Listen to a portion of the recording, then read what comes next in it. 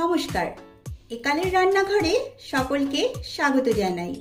আজকে আমি খুব সহজভাবে তৈরি করা যায় এরকম একটি ব্রেকফাস্টের রেসিপি নিয়ে চলে এসেছি। সেটি হলো ডিম আলুর পরোটা। এই পরোটা খেতে এতটাই টেস্টি হয় যে বাচ্চা থেকে বড় সকলেই এটি খেতে ভীষণই পছন্দ করে। এমনকি এই পরোটা ছোটদের টিফিন বক্সেও প্যাক করে দিতে পারবেন। তাহলে রেসিপিটি শুরু করা যাক। রেসিপিটি ভালো লাগলে একটা লাইক করবেন আর আমার এই ছোট্ট চ্যানেলটিকে সাবস্ক্রাইব করে আমার পাশে থাকবেন।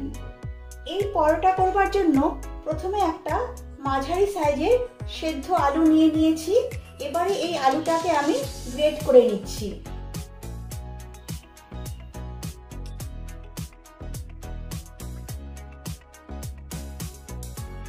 আলু গ্রেট করে নিয়েছি। আমি আলু গ্রেট করে নিয়েছি। আপনারা হাতের সাহায্যেও এই আলুটাকে স্ম্যাশ করে নিতে পারেন, তবে খেয়াল রাখবেন আলুতে যেন কোনো লাম্পস না থাকে। এখন একটা মিক্সিং বোল নিয়ে নিয়েছি। এবারে এতে নিয়ে নিচ্ছি 2 কাপ ময়দা। আমি ময়দা নিচ্ছি, আপনারা ময়দার পরিবর্তে আটাও নিতে পারেন। দিচ্ছি স্বাদ মতো লবণ আর দিচ্ছি গ্রেট করে রাখা আলু।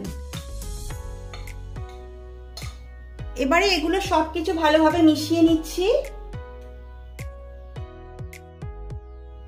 সবকিছু ভালোভাবে মিশিয়ে নিয়েছি। এবারে অল্প অল্প জল দিয়ে একটা ব্যাটার তৈরি করে নিচ্ছি।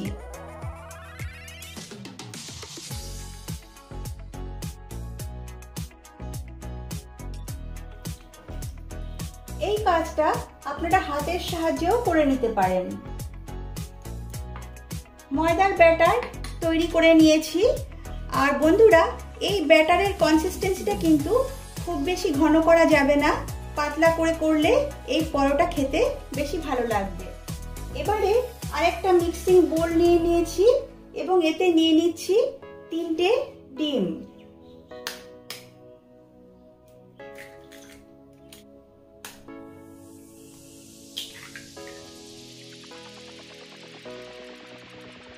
ডিমের পরিমাণ আপনারা আপনাদের প্রয়োজন অনুযায়ী বাড়িয়ে বা কমিয়ে নেবেন। এবারে দিচ্ছি স্বাদ মতো লবণ। দিচ্ছি একটা বড় সাইজের কুচনো পেঁয়াজ, একটা মাঝারি সাইজের কুচনো টমেটো, 1 টেবিল চামচ গ্রেট করা গাজর, দিচ্ছি 1 চামচ কুচনো কাঁচা লঙ্কা। ঝালটা অবশ্যই আপনারা আপনাদের টেস্ট অনুযায়ী দেবেন। এখন এই সমস্ত উপকরণ ভালোভাবে মিশিয়ে নিচ্ছি।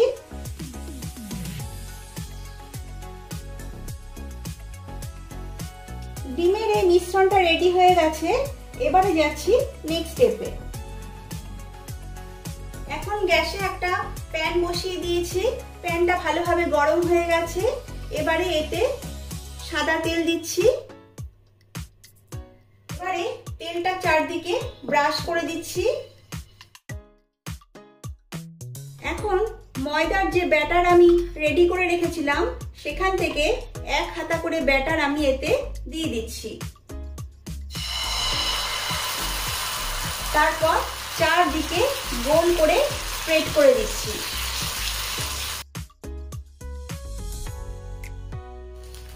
এখন কিছুক্ষণ ওয়েট করতে হবে। পরোটার ওপরের কালারটা অনেকটাই চেঞ্জ হয়ে গেছে। এখন এই পরোটার ওপরে আবারও সামান্য তেল দিয়ে দিচ্ছি। তেলটাকে চারদিকে ব্রাশ করে দিচ্ছি। পরোটা উল্টে দিচ্ছি। তারপর খুন্তির সাহায্যে এইভাবে চেপে চেপে দিচ্ছি। গ্যাসের ফ্লেম মিডিয়াম করে উল্টে পাল্টে পরোটা ভেজে নিতে হবে। আবারও উল্টে দিচ্ছি। এই পরোটাটা ভাজা হয়ে গেছে। এবারে এটা তুলে নিচ্ছি।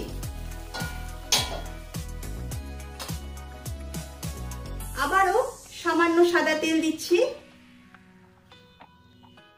তেল চারদিকে ব্রাশ করে দিচ্ছি। এবারে যে ডিমের মিশ্রণটা আমি রেডি করে রেখেছিলাম সেখান থেকে অল্প অল্প করে ডিমের মিশ্রণ আমি এতে দিয়ে দিচ্ছি। তারপর গোল করে চারদিকে স্প্রেড করে দিচ্ছি। 2 মিনিটের জন্য গ্যাসের ফ্লেম লো টু মিডিয়াম করে এটাকে আমি ঢাকা দিয়ে দিচ্ছি। এর ফলে সবজিগুলো ভালোভাবে সেদ্ধ হয়ে যাবে। 2 মিনিট হয়ে গেছে, ঢাকনাটা তুলে নিচ্ছি। দেখুন বন্ধুরা, সবজিগুলো ভালোভাবে সেদ্ধ হয়ে গেছে। এবারে যে পরোটা আমি ভেজে রেখেছিলাম সেটা এর ওপরে আমি চাপিয়ে দিচ্ছি। তারপর উল্টে দিচ্ছি। এবারে পরোটা রোল করে নিচ্ছি।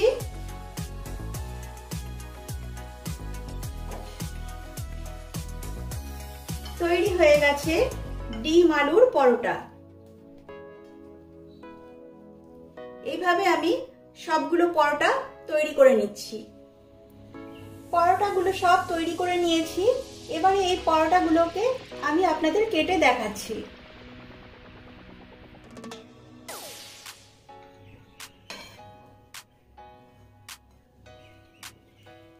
দেখুন বন্ধুরা, কত সুন্দর ডিম আলুর পরোটা তৈরি হয়ে গেছে। এইভাবে আপনারা ডিম আলুর পরোটা ঘরে তৈরি করুন। আশা করি রেসিপিটি আপনাদের ভালো লেগেছে। রেসিপিটি ভালো লাগলে লাইক, শেয়ার ও কমেন্ট করবেন আর আমার চ্যানেলটিকে সাবস্ক্রাইব করবেন। আজ তাহলে এই পর্যন্তই। আবার ফিরে আসব অন্য কোনো রেসিপি নিয়ে। সকলে সুস্থ থাকবেন, ভালো থাকবেন। নমস্কার।